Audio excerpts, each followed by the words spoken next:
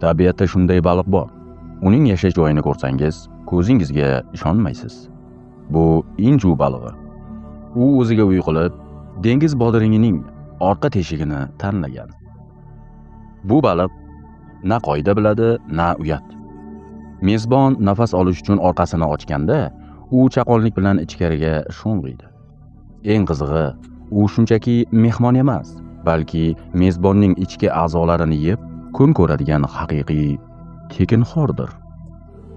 Lekin bir o'ylab ko'ring, bu faqat dengiz tubida bo'layotgan voqeami? Bizning oramizda ham inju baliqlar kammi?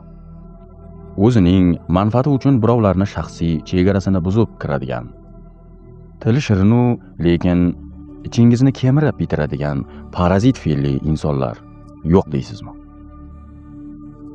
Ba'zilar bor. Siz ularga hayotingizdan joy berasiz. Ular esa buni o'zlariga mulk qilib olib, qoidalarsiz o'yin boshlaydilar. Dengiz bodiriga o'zini qayta tiklay oladi, lekin inson qalbi bunday hujumlardan keyin uzoq vaqt chandiq bilan yashaydi. Atrofingizga qarang, sizning ichingizda ham kimdir yashab yurgan bo'lishi mumkin. Sog' bo'linglar.